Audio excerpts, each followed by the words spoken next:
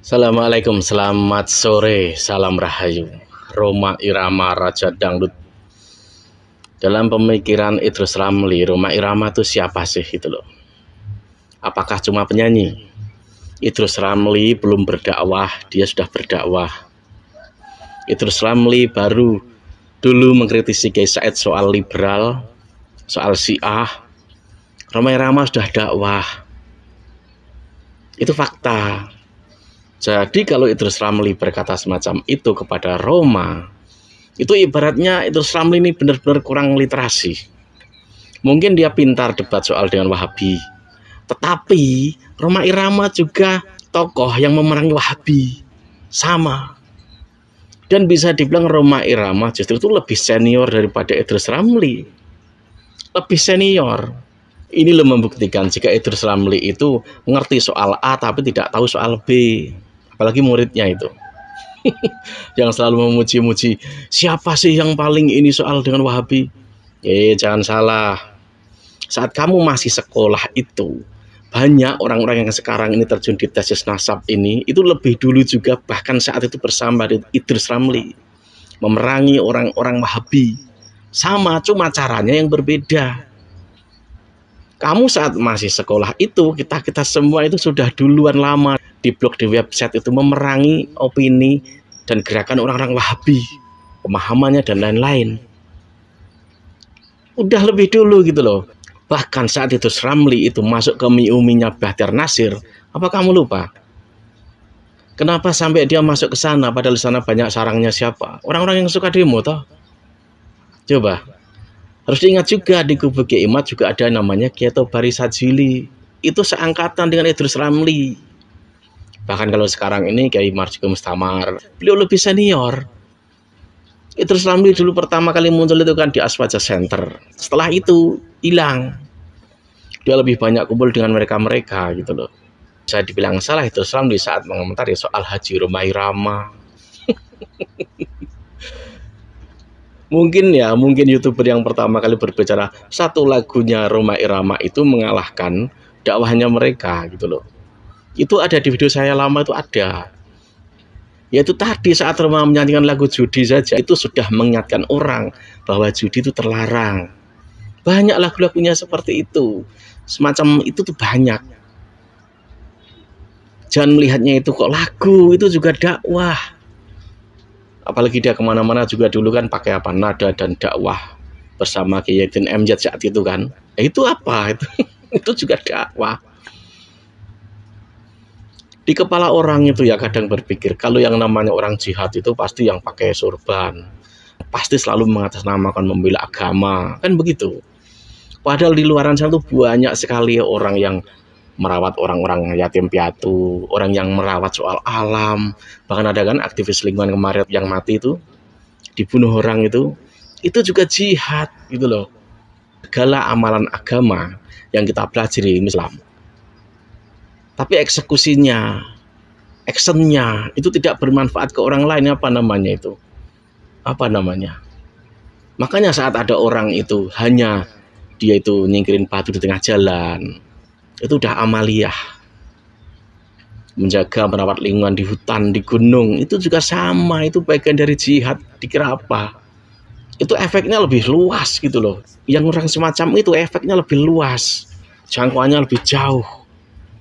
Begitu juga soal lagu-lagunya Rhoma gitu loh.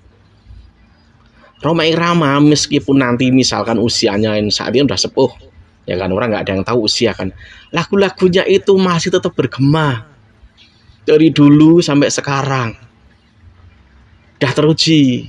Jadi kalau Idrus Ramli berkata semacam itu, nyinyir terhadap Rhoma Irama, aduh. Makanya benar apa yang dikatakan Said Qori ini ada nih videonya. Said Qori ini bisa dibilang ini apa ya, belain soal Rhoma Irama. Ini lihat videonya. Ketika yang dikenal dengan nama Gus Idrus Ramli, apa Kiai Idrus Ramli ya, kira-kira gitulah. Beliau mengatakan Raja Dangdut Rhoma Irama ya kalau nggak salah itu. Beliau tidak bisa dijadikan rujukan dalam bahasa. Sebetulnya sentimen itu. Sentimen. Sentimen. Kalau mau jujur ya, mau adil ya. Kalau Kiai Idrus Ramli itu mau adil ya. Yang biasa-biasa suka jatin mesum jangan juga dijadiin imam besar kan begitu. Betul nggak kira-kira? Betul. Nah, iya. Soal benar apa tidak yang jelas isunya merebak dan tidak diselesaikan secara jantan, malah lari ke Arab kan gitu kan. Nah itu jangan jadi imam besar ya nggak? Ya. Nah, iya.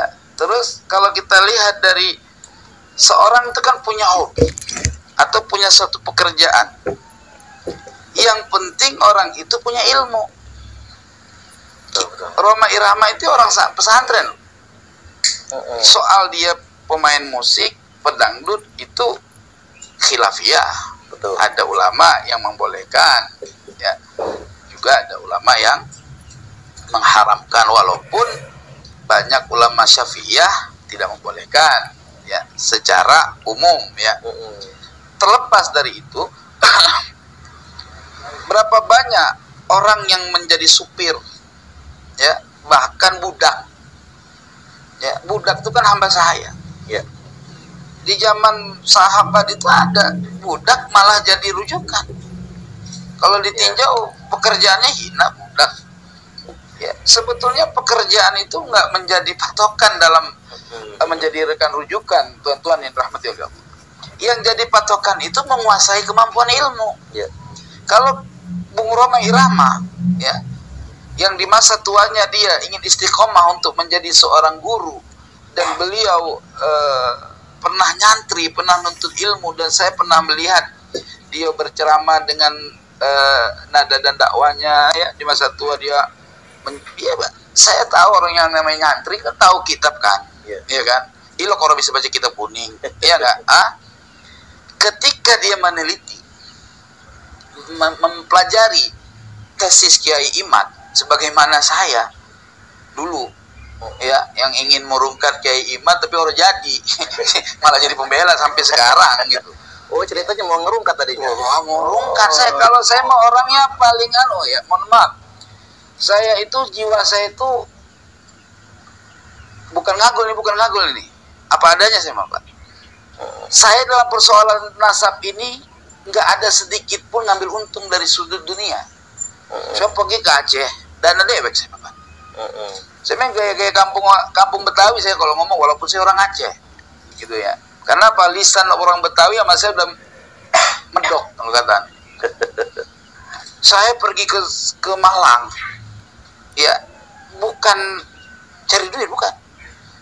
Datang pakai kendaraan sendiri, ya.